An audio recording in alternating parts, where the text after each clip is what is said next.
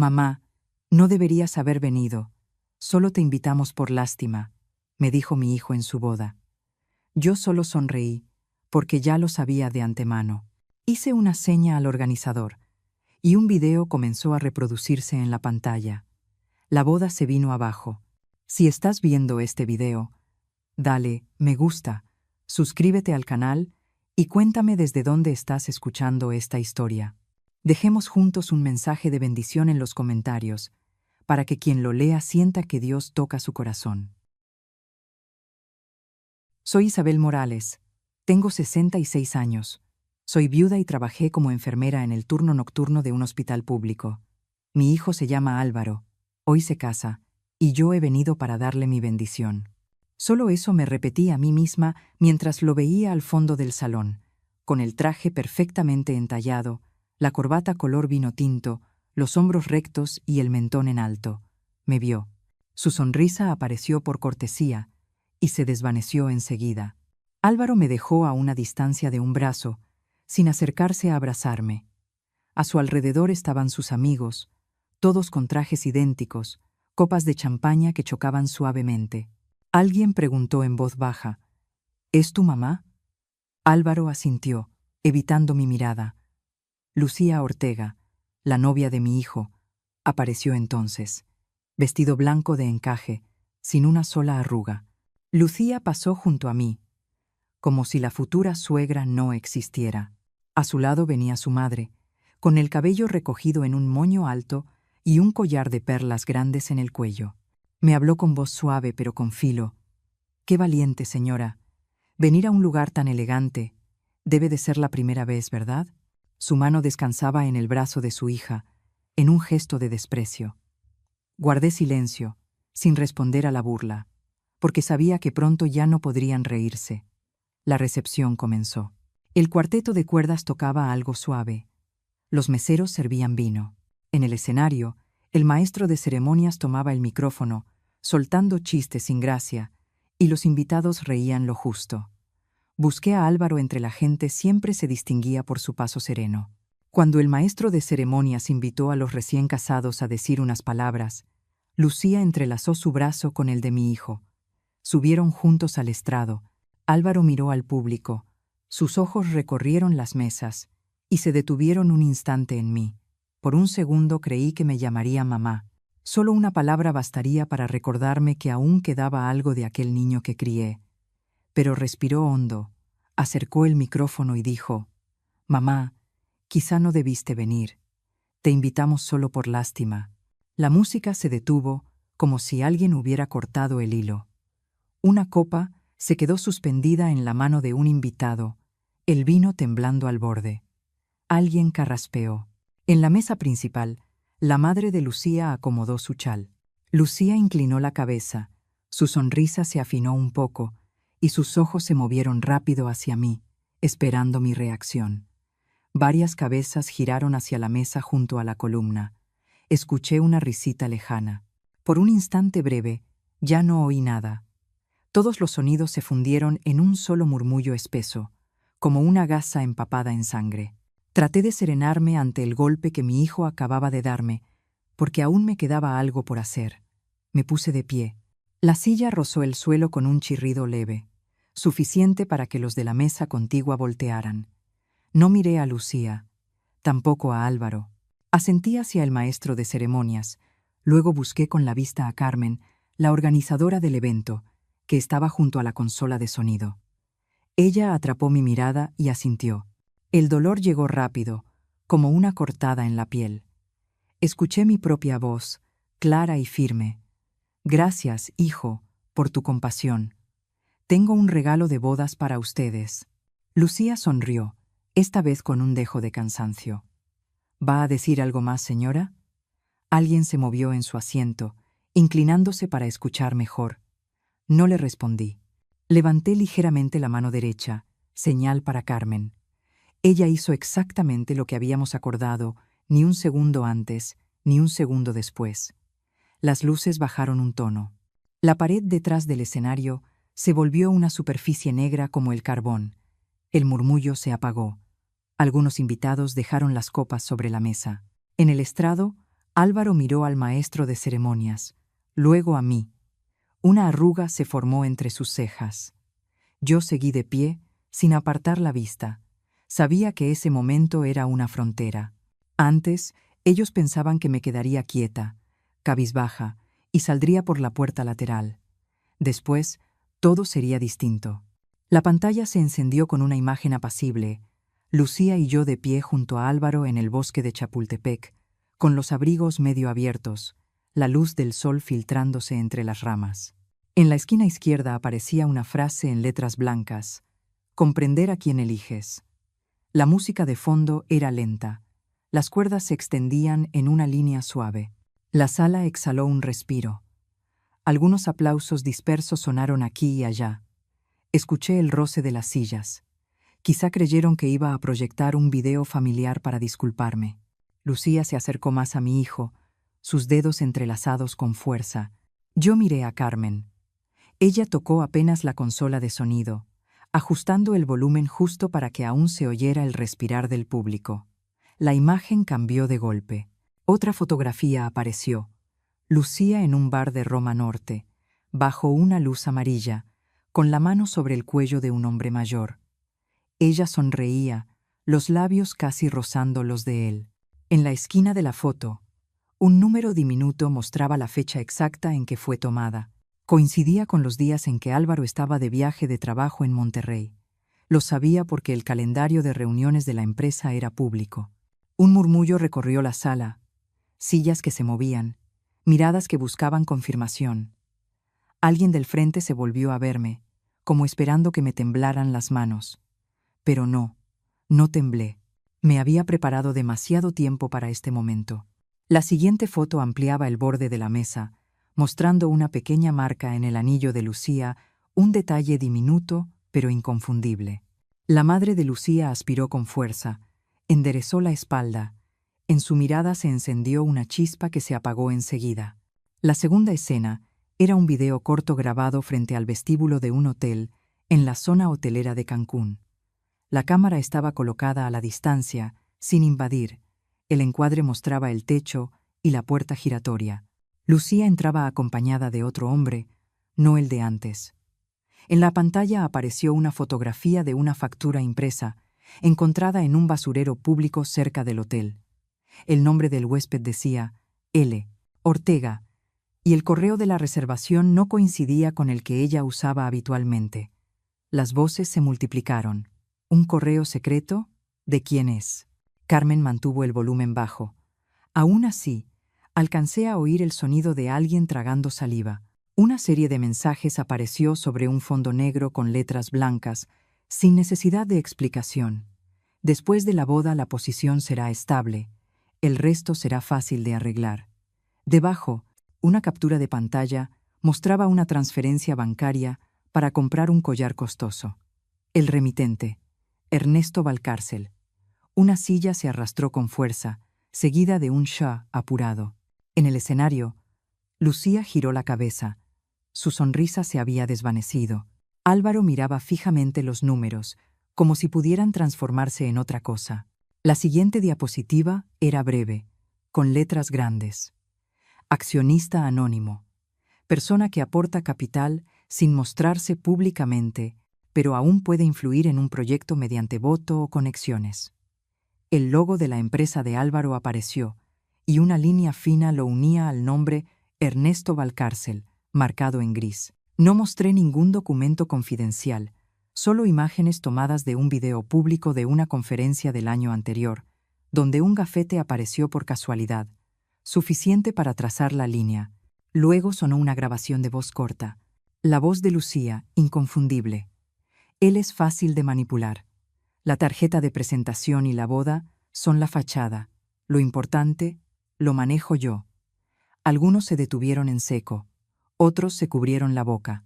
Vi a la madre de Lucía levantarse de golpe, la silla chirriando contra el suelo.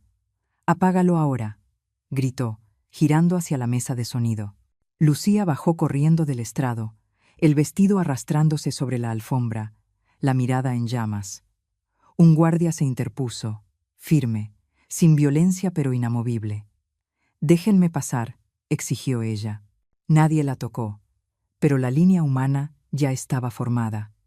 Álvaro dio un paso atrás, aún con el micrófono en la mano, sin soltarlo. El otro brazo caía a un lado, los dedos tensándose y relajándose. La luz de la pantalla iluminaba su rostro, marcando las venas bajo la piel. Ya no me miraba. Miraba su propio reflejo en el muro de cristal al fondo del salón. Un novio frente a la verdad. Carmen cambió la escena con precisión. La última imagen apareció, sin adornos. Lucía frente al elevador de un edificio de lujo en Polanco, recibiendo un manojo de llaves de Ernesto. No se abrazaban, no se besaban, solo una mano que entrega y otra que recibe. En la esquina, la fecha, exactamente 2 semanas antes de hoy. Sin comentarios, sin subtítulos. No hacía falta decir nada más. La pantalla se oscureció como si hubieran cortado la electricidad. Las luces volvieron, pero por unos segundos todos siguieron sentados en la penumbra de sí mismos. Se oyó el sonido claro de una cuchara cayendo sobre un plato, limpio, como un punto final. Lucía estaba de pie en el pasillo, respirando agitada, el vestido temblando con cada movimiento. Su madre la sostuvo del hombro, tirando suavemente. Álvaro bajó el micrófono, lo dejó sobre el atril, y sus dedos se separaron con tanta lentitud que escuché el roce del plástico contra la madera. No me moví. Permanecí inmóvil, dejando que la sala se reacomodara tras el impacto.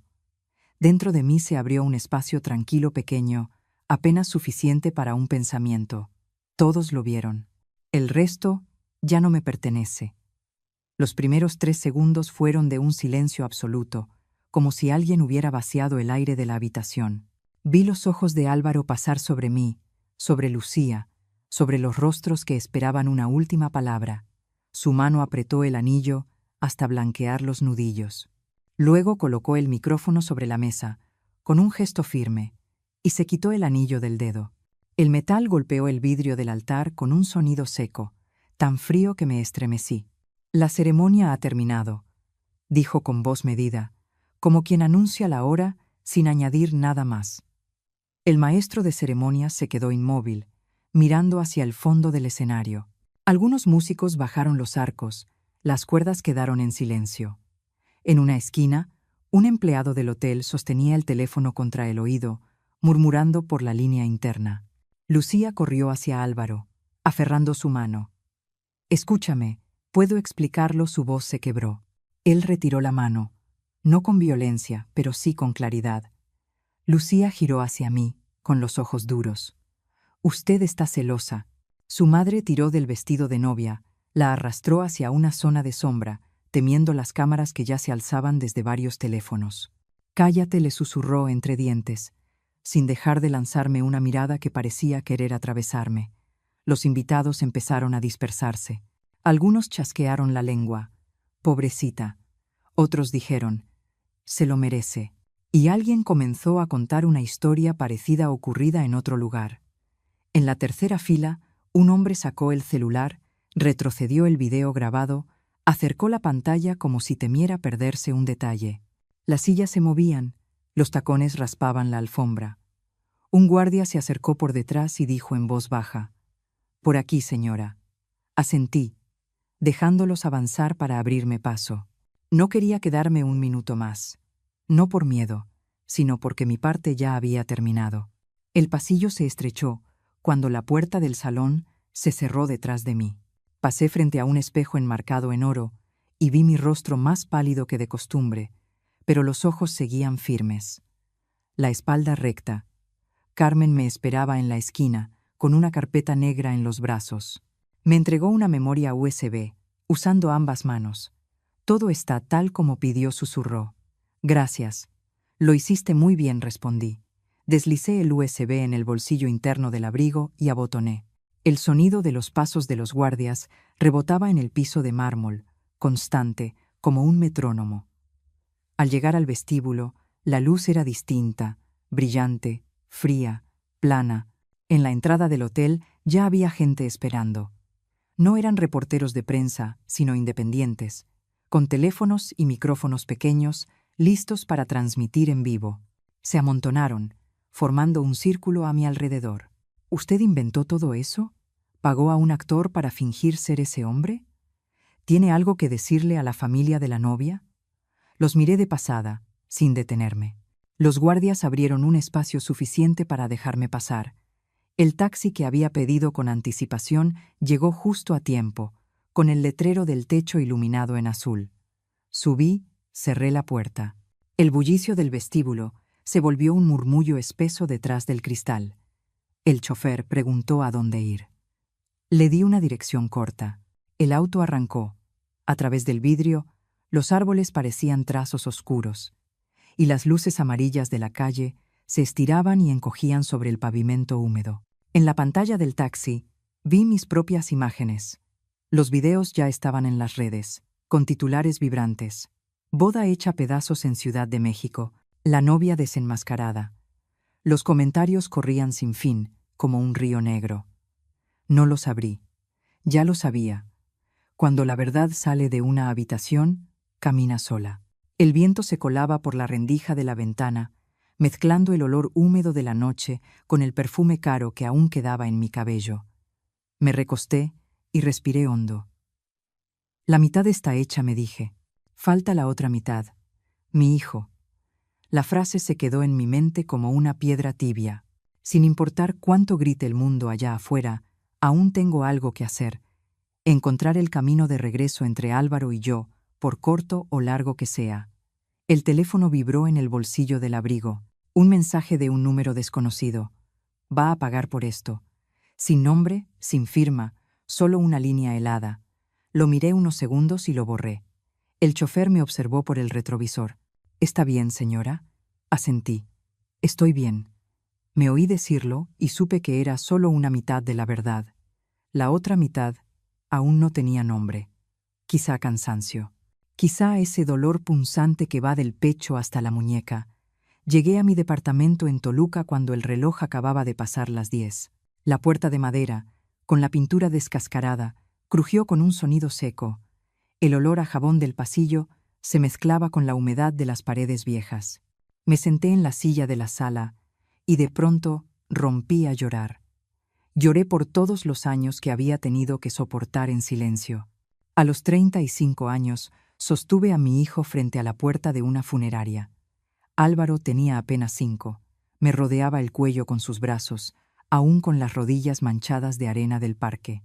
Entonces todavía no entendía lo que significaba perder a su padre.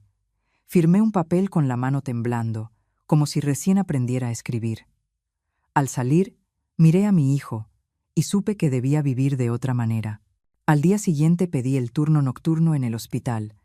Pagaba un poco más, casi nadie lo quería, era pesado, pero necesario. Los turnos se volvían eternos. La piel de mis manos se agrietaba por los guantes de látex. Las comidas eran apuradas, los sueños cortos. Eso fue mi vida durante muchos años. Cuando llegó la carta de aceptación a la universidad en Ciudad de México, pasé horas revisando los números, dándole vueltas a los papeles como si fueran hojas delgadas de pan. Llevé mi anillo de bodas a una casa de empeño. Lo vendí para pagar el depósito del dormitorio. Al regresar, Álvaro me abrazó y murmuró, como haciendo un juramento: «Mamá, te voy a llevar conmigo a la capital». Sonreí y escondí detrás de mí el recibo de la luz. No por vergüenza, sino porque quería que se llevara solo la sensación de alivio. Después, empezó a ascender rápido. Fotos en conferencias, el cabello cortado al estilo de los empresarios, camisas perfectamente planchadas. Las llamadas se hicieron más esporádicas. Cuando me presentó a Lucía por primera vez, ella fue directo al fregadero, miró una mancha en la orilla de los azulejos y luego me sonrió con cortesía. Desde aquel día, Álvaro casi no volvió a visitarme. Incluso las llamadas y los mensajes se fueron apagando. Un día decidí ir a verlo a su trabajo. En el pasillo donde su empresa organizaba un seminario, escuché sin querer a Lucía decirle a una amiga: «Esa señora me asfixia». La palabra asfixia cayó al piso como un vidrio que se rompe en pedazos. Pensé que quizá mi nuera aún no me entendía. Una noche, Álvaro me dijo que tenía que reunirse con un socio en Santa Fe. Al día siguiente, una foto de Lucía apareció en Roma Norte, en una cena tardía, un plato de ostiones y una copa de vino blanco, con la silueta de un hombre reflejada en el cristal. Lo anoté. Un fin de semana prometió venir a Toluca. Llegó la hora y el sartén seguía tapado, el mármol brillando. Lo anoté. Más tarde, me mandó un mensaje pidiendo disculpas. En ese mismo momento, en las historias de Lucía en Polanco, se veía una caja de joyería, los puntos suspensivos perfectamente alineados. Todas las señales apuntaban a una sola cosa. Mi futura nuera estaba engañando a mi hijo. Entonces me pregunté, ¿de qué serviría decirlo ahora? ¿Solo lograría que él se pusiera a la defensiva? Recordé su mirada de niño, cada vez que inventaba una historia para ocultar un raspón. Sus ojos se apartaban de los míos al instante. Cuando alguien ama, protege la imagen de quien ama a toda costa. Si hablaba sola, Lucía solo necesitaría unas palabras dulces para blindarse, y yo me convertiría en el obstáculo. Cerré el cuaderno, caminé hasta la ventana y abrí una rendija. El aire nocturno entró trayendo el olor de las hojas mojadas. Dejé el cuaderno junto a la caja de costura, en el rincón donde nadie toca nada. Pero, sin importar lo que ocurriera, iba a proteger a mi hijo como lo había hecho durante toda mi vida. La oficina de Roberto Méndez estaba en un entrepiso cerca de la estación Buenavista. Pequeña, limpia, con un olor a papel viejo mezclado con café fuerte. Unos archiveros metálicos alineados contra la pared, algunas cajas de expedientes etiquetadas a mano. Roberto, de unos 40 años, cuerpo delgado, hablaba con franqueza. Él solo recolectaba lo que podía verse u oírse en lugares públicos. Nada de intervenir teléfonos, ni entrar en sistemas privados, ni contratar trampas. Si no es legal, no lo hago, dijo. El pago se dividía por semanas, con reportes periódicos. Los datos se guardaban en un disco externo sin conexión a Internet, y las copias impresas se entregaban en carpetas de cartón, en mano. Asentí. Yo necesitaba la verdad, no trucos sucios. Durante las 2 primeras semanas, Roberto no se apresuró. Construyó el registro de hábitos de Lucía a partir de rastros públicos.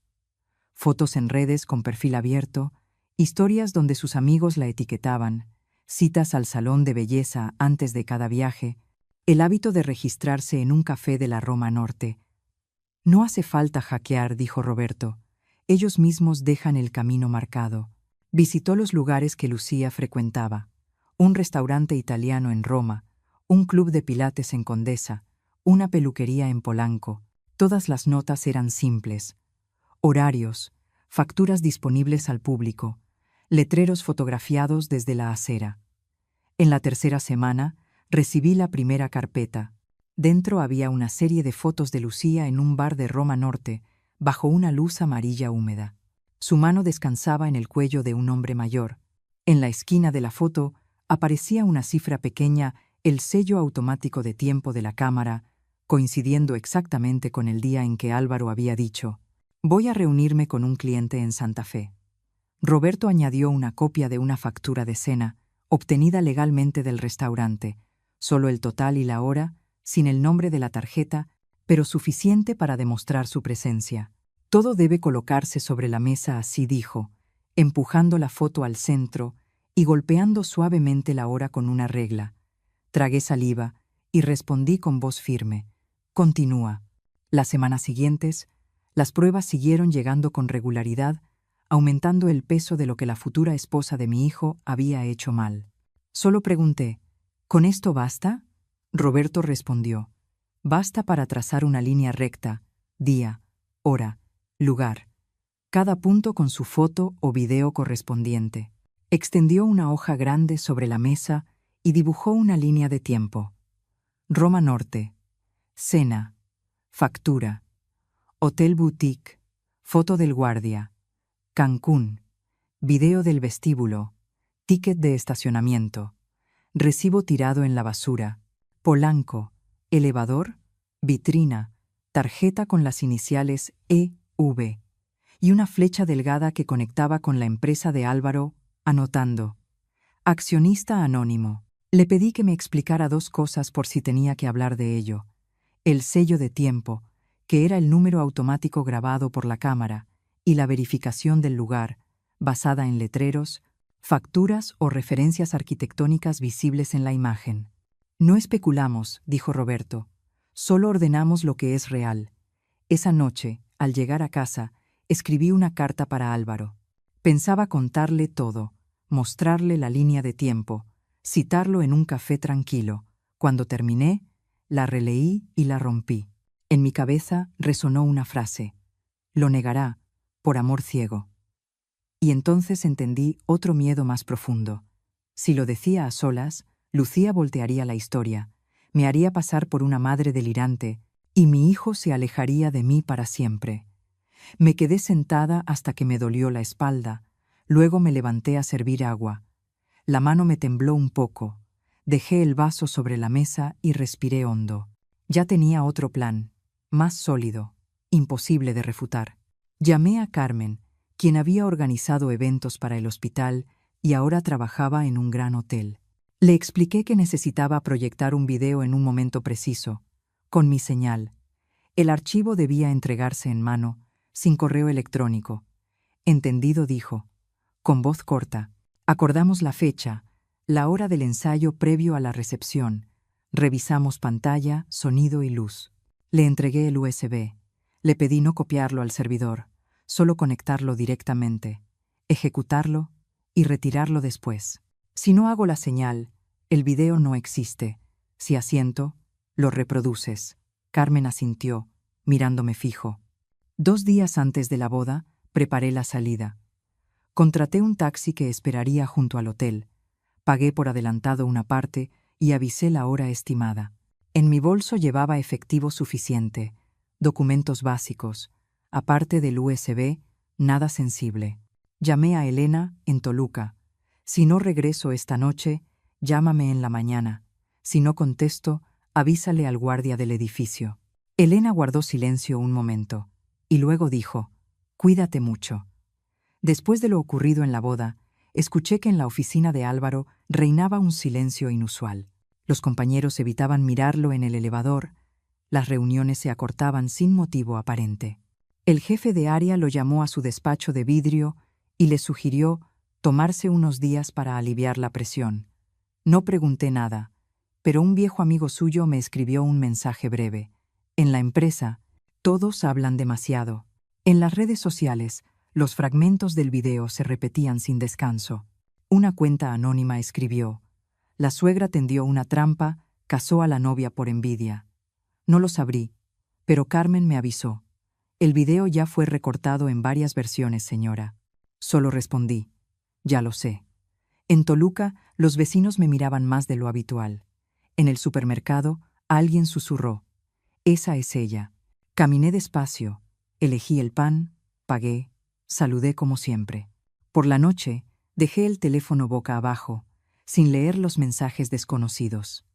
Por la mañana preparé café y vi el primer rayo de sol tocar el borde del fregadero. Me repetí: no dejes que la opinión pública redefina la razón por la cual hiciste lo correcto. Le envié a Álvaro la dirección de una cafetería cerca de Plaza Mayor con una hora exacta. Llegó 15 minutos tarde.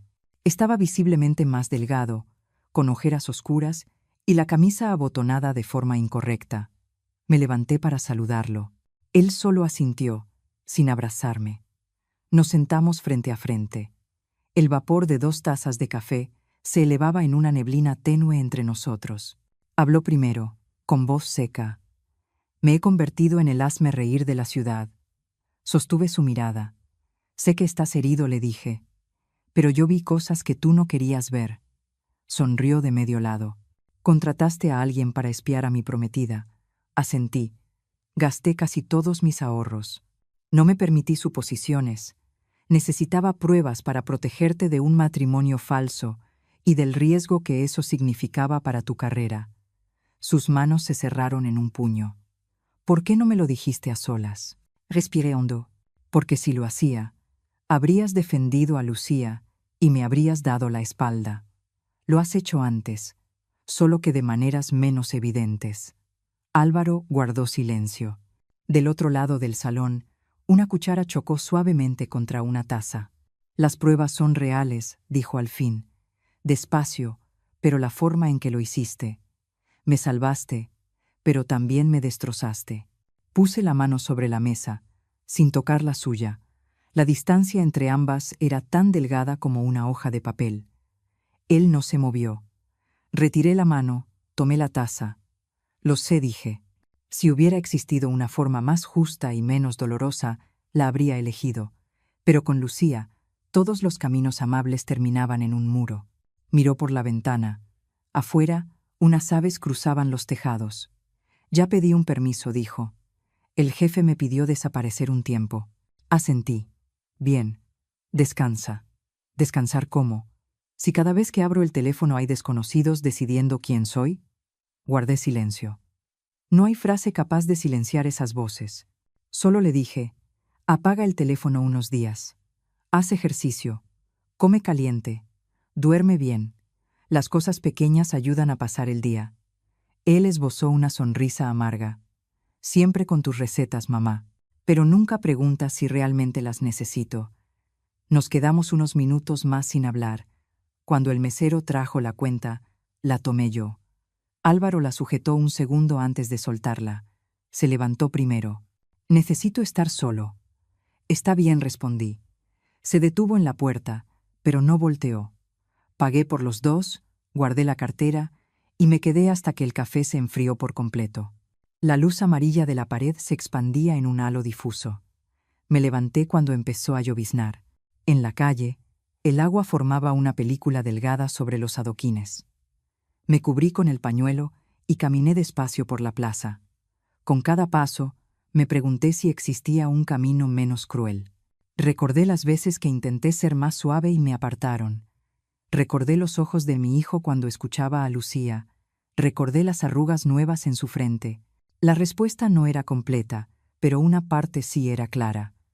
Ante una mentira así, la ternura solo sirve para que el otro apriete más fuerte. El teléfono vibró. Otro número desconocido. Dejé de escarbar. Miré las palabras unos segundos y las borré. Me quedé bajo el alero, respirando profundo, dejando que el olor a lluvia me rozara los hombros. La verdad ya está expuesta, dije en voz baja. Lo que queda es sanar. Y sanar requiere tiempo, silencio y palabras cada vez más escasas. Ajusté el pañuelo contra el cuello, di la espalda a la plaza y caminé contra el viento, tratando de mantener el ritmo de mi respiración al compás del segundero del reloj en la cocina, lento, constante, sin esperar aplausos. Esa noche no llovía, pero el viento del pasillo traía consigo olor a tierra húmeda. Estaba doblando el trapo de cocina cuando escuché 3 golpes en la puerta, cortos y seguidos. A esa hora casi nadie venía, y menos desde lo de la boda. Abrí la puerta dejando puesta la cadena de seguridad. Lucía estaba afuera, sin maquillaje, el cabello enredado pegado a las mejillas, el abrigo arrugado como si hubiera pasado horas en un taxi. En su mano derecha apretaba un teléfono. La uña del pulgar estaba partida, sangrando un poco. Los ojos hinchados, rodeados de ojeras. «Solo quiero hablar 5 minutos», dijo con voz ronca, gastada de tanto llorar. Abrí la puerta por completo y me hice a un lado. «Pasa». Mi departamento era sencillo. Un sofá de tela gastada, una mesita de madera, una lámpara amarilla de pie. Serví un vaso de agua y puse una caja de pañuelos sobre la mesa. Lucía se sentó al borde del sofá, sin recargarse, como temiendo ensuciarlo. Encendió el teléfono y me mostró varias capturas de pantalla, publicaciones sobre la boda cancelada, cientos de comentarios, muchos insultándola por nombre. Un correo de una marca de cosméticos. Suspendemos la colaboración hasta que su imagen personal se estabilice. Y un mensaje de su madre. Tu tarjeta está bloqueada. No me llames más. Lucía soltó una risa seca, breve, ronca. ¿Lo ve? Una sola noche suya destruyó todo lo mío. No respondí de inmediato. ¿Vienes a lamentarte? ¿O a resolver algo? Lucía alzó la vista. Los ojos le brillaban otra vez. Quiero ver a Álvaro. Me bloqueó por todos lados.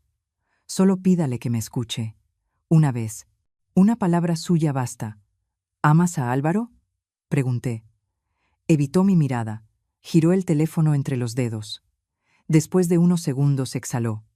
Alguna vez creí que casarme con él era la opción más segura. Remarcó segura, no correcta. Me recosté, esperando. Lucía recorrió la habitación con los ojos, como si la viera por primera vez. «Usted no entiende», empezó, y luego corrigió. «O quizá entiende demasiado bien. Me gusta que me busquen, que me inviten, que los hombres paguen la cena, me lleven a un resort, me manden flores. Ernesto me dio acceso a lugares donde nunca habría podido entrar. Los más jóvenes me recuerdan que sigo siendo atractiva. Y Álvaro».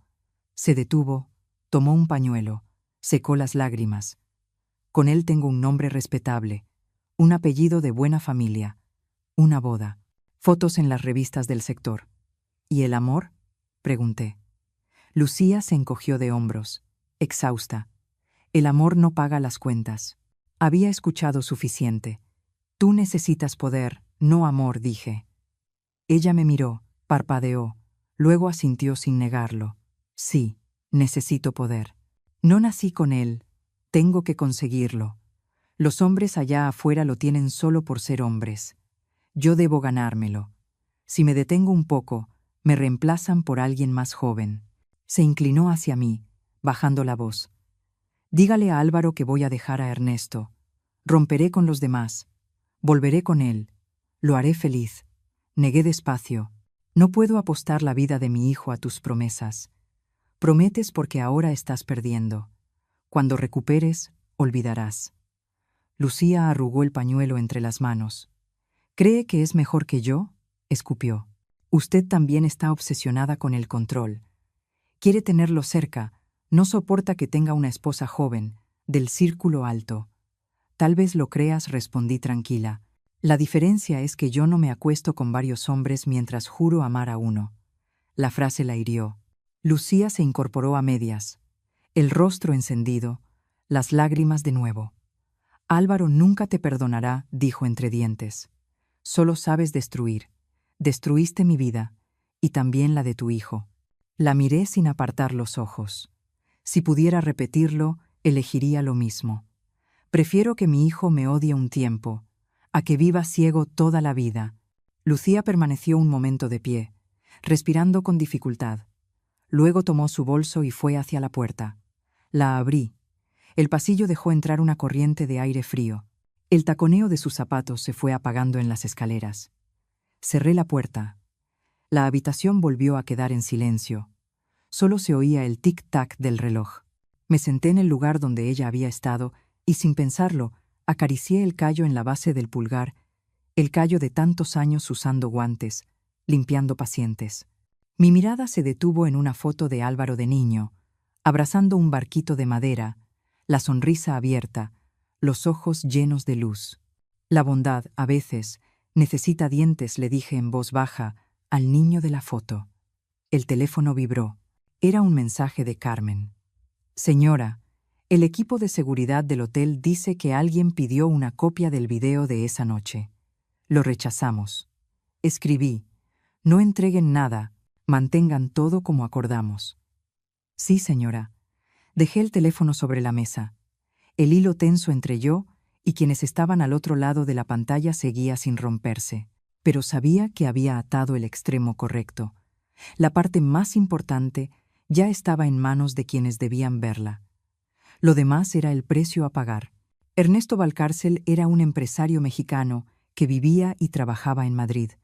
Pasaba de los 50, pertenecía a ese tipo de hombres acostumbrados al poder y a las negociaciones que se cierran a puerta cerrada. En los papeles, Ernesto era solo un accionista minoritario de un fondo de inversión privado. En la práctica, era el que movía los hilos de grandes operaciones mediante relaciones ocultas y capitales anónimos. Aparentemente elegante, de voz suave, pero con una mirada que siempre calculaba. Rara vez se mostraba en público. Prefería dejar que otros pusieran su nombre en las transacciones, mientras él manejaba los hilos desde detrás del telón. Lucía Ortega, la novia de Álvaro, era su amante. Para ella, él representaba la puerta hacia un mundo de lujo. Para él, Ella no era más que un adorno, una distracción costosa. Cuando yo, Isabel, expuse todo lo sucedido, fue Ernesto quien difundió el rumor de que la suegra había montado toda la escena, con tal de proteger su reputación y sus intereses. Hoy vine a verlo para ponerle fin a todo. Llamé al número de su secretaria por la mañana, di mi nombre y le pedí solo 5 minutos. Del otro lado, una voz femenina y monótona me preguntó el motivo. Por los rumores sobre lo que hubo entre él y yo respondí. Hubo un silencio breve, y luego me dio una hora al final de la tarde. Puse unas cuantas hojas impresas en mi portafolio, copias con los rostros de los inocentes difuminados, y tomé el autobús hacia la zona de oficinas elegantes en Lomas. El vestíbulo del edificio era frío, con vidrios brillantes, olor a madera cara y aire acondicionado perfumado. La oficina de Ernesto estaba en lo alto, ventanales del piso al techo, cuadros abstractos formando franjas de color. La secretaria me condujo adentro, dejó un vaso de agua. Ernesto estaba de pie detrás del escritorio, con camisa blanca y un reloj grande asomando en la muñeca. Volvió a mirar la hora cuando me senté. Su sonrisa era delgada, apenas una línea. Solo le quitaré 5 minutos, dije, abriendo el portafolio y sacando un juego de documentos ya ordenados. Los giré hacia él y los puse con cuidado sobre la mesa. Una línea de tiempo impresa en negro, algunas fotos clave, notas breves. Los rostros ajenos, difuminados. Ernesto tocó el borde del papel con la yema del dedo, como midiendo su grosor. ¿Viene a disculparse?, preguntó, sin molestarse en ocultar el desprecio.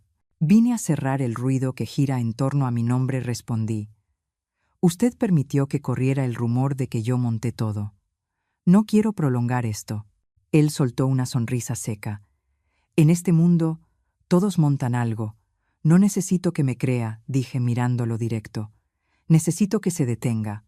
Ernesto se recostó en la silla, girando una pluma sobre la mesa. Tomé los papeles y fui volteándolos uno por uno. Aquí están los regalos, continué. Recibos de una tienda en Masaryk, con tarjetas firmadas a mano EV. Aquí, las citas de Lucía públicas, tomadas de redes, nada robado. Aquí, una foto de ella saliendo del departamento a su nombre. Y aquí señalé la línea de tiempo, las fechas y horas que coinciden con sus apariciones cerca de reuniones vinculadas a la empresa donde trabaja mi hijo, comprobadas con imágenes publicadas por otros asistentes. Él no bajó la mirada, me observó fijo, y yo lo sostuve. Esta secuencia, dije, despacio bastaría para que las redes sociales pulverizaran su reputación. Sin añadir una palabra, la gente escribiría sola el resto. La sonrisa se le desdibujó apenas. Ernesto giró la pluma una vez más y la dejó sobre la mesa. ¿Qué quiere?, preguntó con tono más bajo. Una disculpa pública, dinero. Quiero que se detenga, respondí, que deje de filtrar insinuaciones sobre mí, que termine con las llamadas para que inventen cómo lo planeé, que deje de ensuciarme para protegerse. Yo también me detendré. No volveré a mencionar su nombre. ¿Cree que puede controlarlo?, inclinó la cabeza. Cuando algo sale al aire, ya no vuelve atrás. Lo sé. Deslicé los dedos sobre la línea de tiempo, enderezándola. Por eso estoy aquí, antes de que alguien más quiera convertirlo en mercancía. Usted entiende. Guardó silencio un momento. Luego habló. No quiero mala fama. Yo tampoco, respondí. Mi hijo necesita volver a su trabajo sin ser arrastrado por más basura. Ambos tenemos algo que proteger. Ernesto inhaló, exhaló largo. De acuerdo, dijo. No volveré a mencionarla. Si alguien de mi entorno abre la boca, lo haré callar. Alzó la vista. ¿Y usted? Tampoco pienso hablar de usted, contesté. En ningún sitio. Nos levantamos casi al mismo tiempo. Nadie ofreció la mano. La secretaria abrió la puerta, con una sonrisa profesional, como si aquella reunión nunca hubiera existido. Salí. La puerta de vidrio se cerró detrás de mí, dejando solo un tenue olor a madera. Frente al espejo redondo del vestíbulo, me detuve. Mi cabello gris reflejaba la luz. La espalda seguía recta. Vi mi propio rostro, sereno de una manera extraña, tal vez porque acababa de trazar un límite. La verdad no es un cuchillo para seguir hiriendo. Llega el momento de enfundarla. Afuera, el sol de la tarde seguía fuerte. Llamé a Roberto. Contestó al tercer tono. Cierra el archivo, le dije. Mantén todo bajo acceso legal únicamente. No entregues más copias a nadie. Roberto afirmó con voz firme. Entendido. El disco externo irá al cofre. Lo registraré por escrito. Si alguien pregunta, diré. Documentos privados de una clienta. Gracias, respondí. No vamos a convertir la verdad en mercancía. Me senté en una banca frente al edificio, abrí el portafolio, revisé los papeles y los cerré. El teléfono vibró. Un número desconocido, el mismo que antes enviaba amenazas cortas. Abrí el mensaje. Entendido. Lo miré más tiempo del necesario, sin íconos, sin nombre. Pero sentí como la tensión en mi pecho bajaba un nivel. Borré el mensaje y guardé el teléfono. De regreso, el tráfico se acumulaba en un cruce. Las bocinas sonaban largas. Apoyé la cabeza en el respaldo y dejé la mente vacía unos minutos. Todo se alejaba un poco. Las voces, los autos, las disputas. No había ganado nada. Solo cerré una puerta. Lo demás que lo limpie quien quede dentro. Al llegar a casa, preparé una tetera, dejé el portafolio sobre la silla y me quedé quieta. La mano izquierda tocó el viejo callo de siempre. En ese silencio frágil, imaginé el rostro de Álvaro de niño, caminando junto a mí por el pasillo del hospital, su manita en la mía. Le envié un mensaje corto. Estoy bien, no te preocupes. No sé si lo leyó enseguida. Solo sé que, con cada límite que acabo de fijar, el cerco del rumor se disuelve un poco, y en ese espacio recién abierto, mi hijo puede volver a respirar. Apagué la luz de la cocina. Miré por la ventana cómo la noche ascendía lentamente, oscureciendo el cielo como una tela que cae. Asentí para mí misma. Ya fue suficiente. Por la tarde, sonaron 3 golpes conocidos en la puerta. Me limpié las manos en el delantal y quité el cerrojo. Álvaro estaba afuera. Su rostro ya no tenía el agotamiento hondo de la vez que lo vi en Plaza Mayor, pero aún conservaba un aire de cansancio. Llevaba una bolsa de víveres.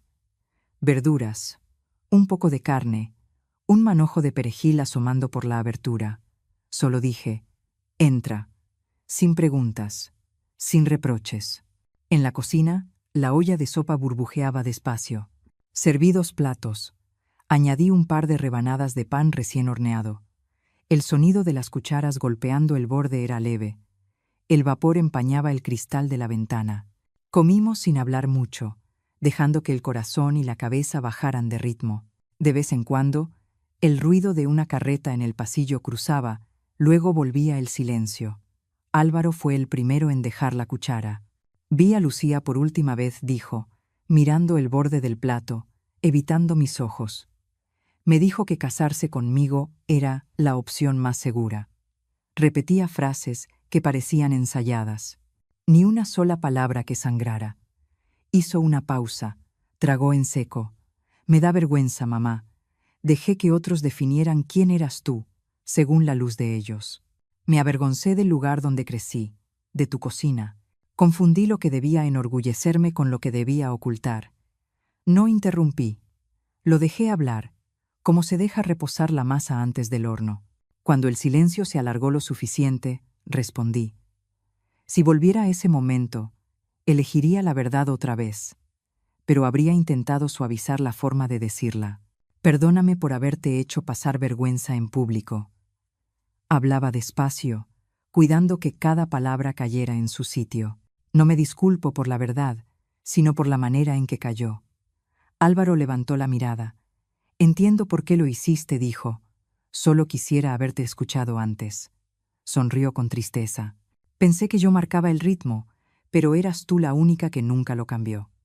Acercando un poco la silla, mantuve la voz firme. Hagamos un pacto nuevo. Si hay dudas, se dicen de frente. Si hay crisis, se habla a solas, entre 4 paredes, antes de decidir si se hace público o no. Álvaro asintió. ¿Y los documentos?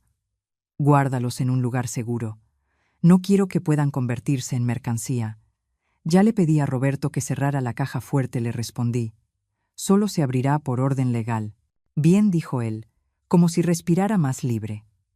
Se levantó, rodeó la mesa y puso una mano en mi hombro, apretando con fuerza. Durante un buen rato, su aliento me rozó el cabello. Perdí a mi madre demasiado tiempo, susurró. Puse mi mano sobre la suya, sin volverme. En mi mente, todo quedó quieto, como un lago antes del amanecer.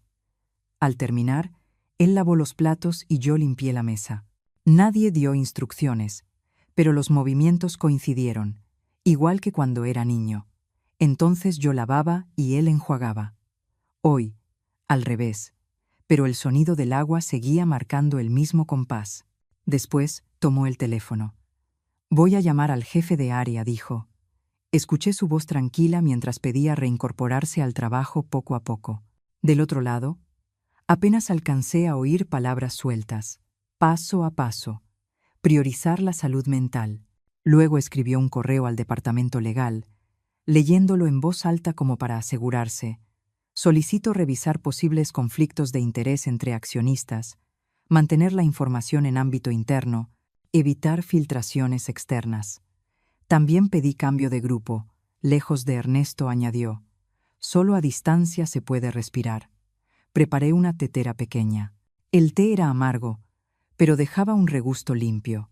Mamá dijo al dejar la taza, ¿puedo quedarme a dormir aquí esta noche? Claro, contesté. Tu cuarto aún tiene algunos de tus libros viejos. Sonrió. Creí que ya los habías regalado. Los guardé para recordar. Pasamos a la sala. Álvaro recorrió el estante, sacó un libro delgado y ajado, hojeó unas páginas. Su dedo se detuvo en un renglón escrito con lápiz desvaído. Mi letra de secundaria, dijo riendo. Fea, respondí, pero sincera. Se sentó. Vi en su rostro una mezcla de hombre y de niño, el mismo de aquel patio de escuela. Ya no quedaban máscaras. Todo estaba en su lugar verdadero. Casi a las 10, volvió a encender el teléfono. Voy a borrar algunas aplicaciones, dijo. Solo dejaré lo necesario para el trabajo. No necesito que extraños me digan cómo vivir. Asentí. El silencio también es medicina. Antes de dormir, se detuvo en la puerta del cuarto y me miró. Mañana regreso a Ciudad de México para reportarme en la oficina. Volveré el fin de semana. Está bien, le dije. Cuídate en el camino. Asintió y cerró la puerta. Me quedé un rato en la cocina, escuchando cómo el departamento recobraba su respiración lenta. Abrí el cajón y saqué una foto de Álvaro de niño abrazando un barquito de madera, con los ojos sonrientes. Coloqué el marco sobre la mesita de noche. Ya abrimos la puerta, murmuré, sin necesitar testigos. Apagué la luz. Me recosté de lado, la mano rozando el borde del marco. El cansancio se disolvió en mí como sal en agua tibia. Afuera, la ciudad seguía inquieta, pero dentro de este departamento, la noche se detuvo un momento más, y en ese silencio justo supe una cosa. El camino de regreso entre nosotros está abierto, aunque estrecho. Lo recorreremos, paso a paso, sin prisa, sin mirar atrás. 6 meses pasaron en silencio, como el agua que corre bajo un puente. Álvaro había vuelto al trabajo, cambió de grupo de proyecto según el plan, saliendo por completo de la órbita que tenía vínculos con Ernesto. Veía su nombre en los reportes internos, ya sin etiquetas de rumores en la red. En la empresa, la gente lo saludaba con un leve gesto de respeto, sin curiosidad barata. Sus almuerzos eran de una normalidad que ahora parecía un lujo. Comida de oficina, café aguado, algunas frases sobre índices y calendarios de sprint. La normalidad, eso que antes no sabíamos apreciar. Por mi parte, una mañana recibí una invitación del Centro Comunitario de Toluca. La encargada escribía breve. Estamos organizando una charla para mujeres de mediana edad sobre el valor y los límites de la verdad. ¿Podría compartir su experiencia? Dejé la carta sobre la mesa. Preparé té. Caminé 3 vueltas por la sala antes de responder. Sí. Escribí unas cuantas notas, sin adornos. 1. La verdad necesita pruebas, no corazonadas. 2. El amor debe tener límites, o se convierte en control. 3. El perdón es un camino, no una orden inmediata. El auditorio era pequeño, con sillas de madera alineadas, luz amarilla suave. Frente a mí, unas 40 personas, en su mayoría mujeres de cabello entrecano. No conté una historia larga. Coloqué 3 hojas sobre la mesa y hablé punto por punto. Cuando mencioné las pruebas, dije: si solo tienen una corazonada, esperen. Busquen la pieza correcta. No destruyan la vida de alguien en un arrebato de furia.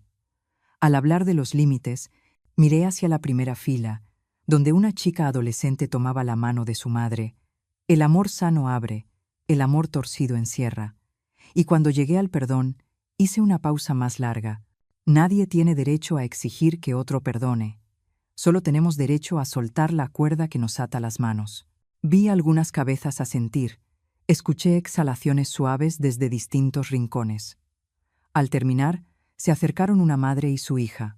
La mujer no dijo nada. Solo tomó mi mano y la apoyó en su mejilla, cálida, temblorosa. No la abracé fuerte, solo dejé la mano quieta. Esa tarde volví a Ciudad de México para encontrarme con Álvaro. Nos citamos en Plaza Mayor, así le siguen diciendo los vecinos aunque el nombre en los mapas haya cambiado. Compramos 2 panes calientes en un carrito y nos sentamos en los escalones de piedra, mirando a las palomas inclinarse para recoger migas. En la plaza, un vendedor de globos peleaba con sus cuerdas. Un grupo de estudiantes tomaba fotos para su tesis. Las banderas ondeaban perezosas. Álvaro dijo: me inscribí en un curso corto de gestión de proyectos. Quiero cambiar al área sin conflictos de intereses. Quiero ir por el camino recto, aunque tarde más. Miré su mano apoyada sobre la rodilla, 3 callos ya casi borrados. El camino recto no tiene que ser rápido, le respondí, pero sí necesita ojos que vean claro.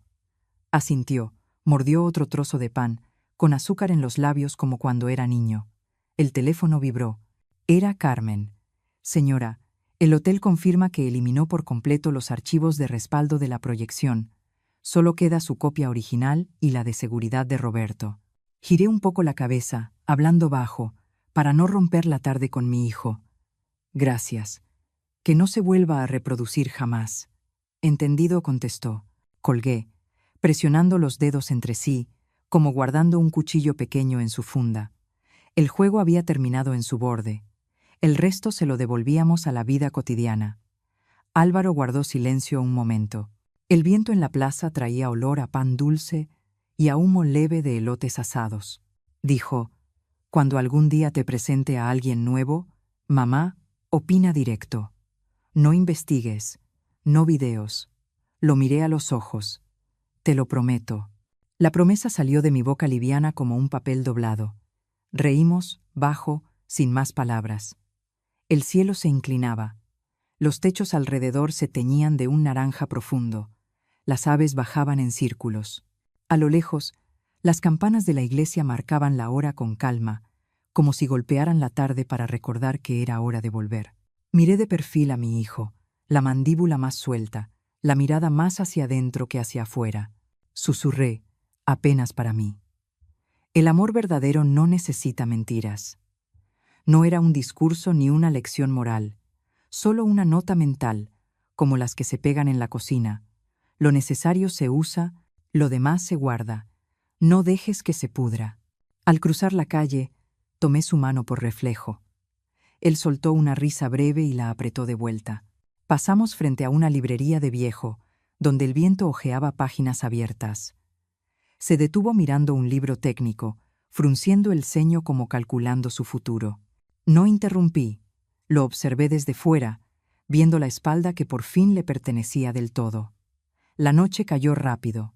Regresé a Toluca en el último autobús. Por la ventana, las luces amarillas se estiraban como hilos, remendando los agujeros del oscuro. Sentí un cansancio sereno, el que llega después de un día bien cerrado. Al llegar a casa, abrí el gabinete y tomé un vaso de agua. En la puerta del mueble aún estaba pegado el papel con el número de Roberto, amarillento en las esquinas. Me quedé un momento mirándolo. Recordé el día que marqué ese número, los dedos temblando, el corazón golpeando fuerte. El tiempo pasó, pero la huella seguía fresca. Despegué el papel. El pegamento seco se quedó rugoso sobre la madera. Hice una bolita con el papel y lo dejé caer en el pequeño bote junto al fregadero. El sonido, leve, se oyó nítido. Ya no lo necesitaba. No porque el mundo se hubiera vuelto mejor, sino porque ya habíamos trazado la frontera.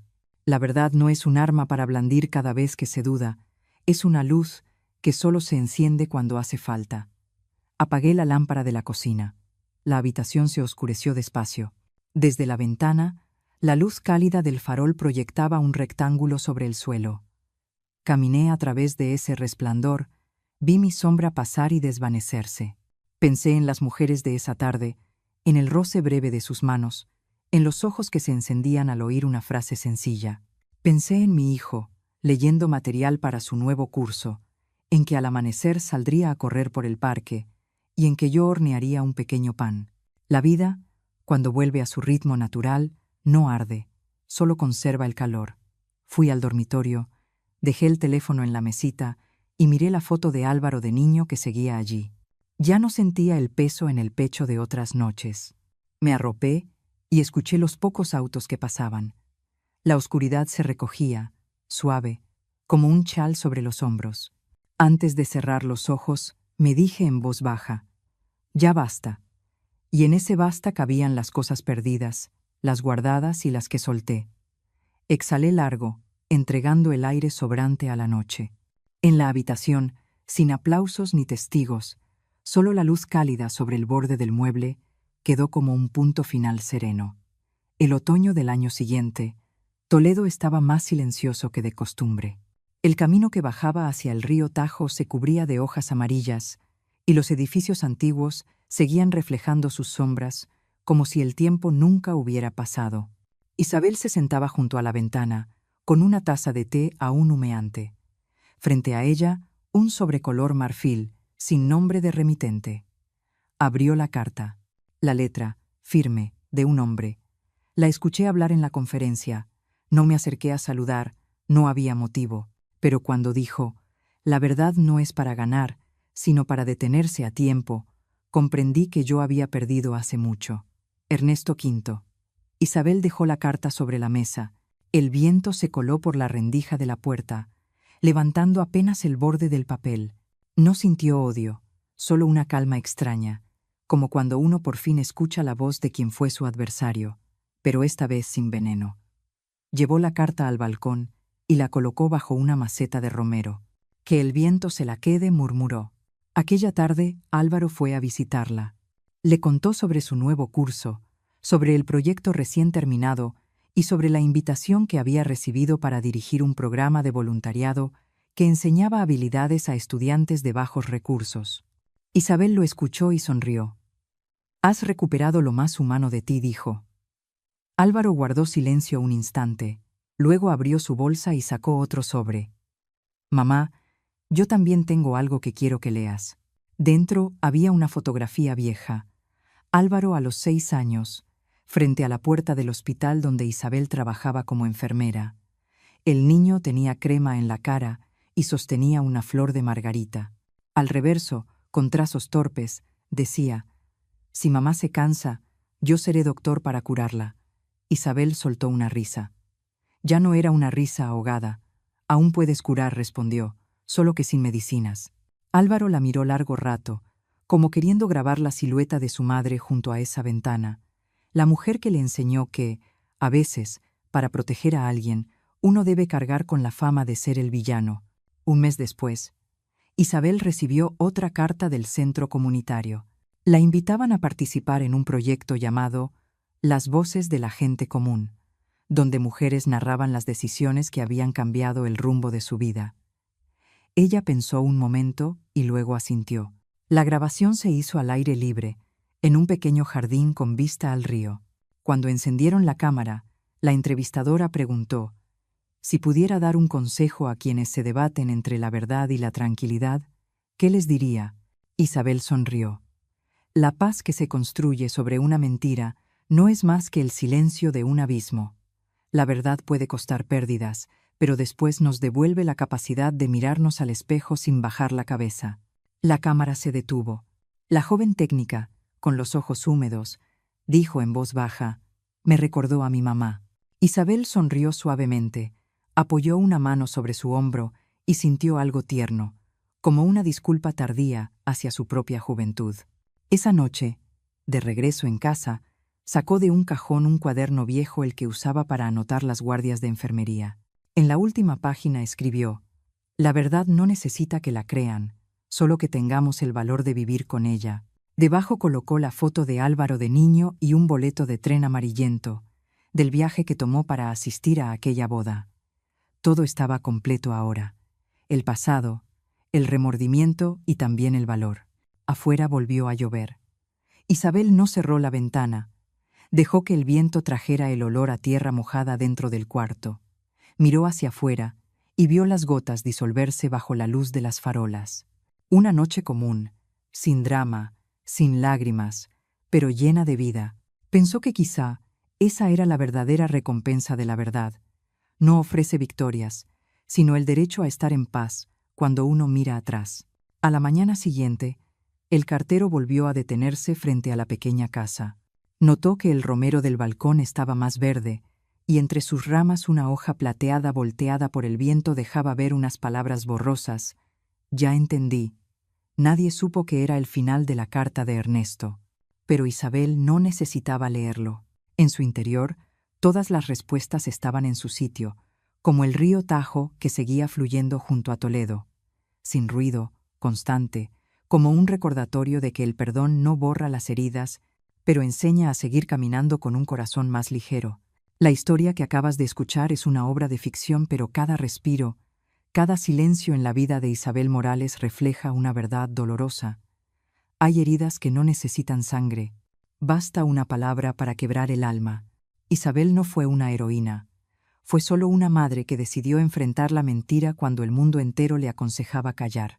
No se vengó con violencia, sino con la verdad, el único arma capaz de salvar a su hijo, y al mismo tiempo, arrebatarle casi todo.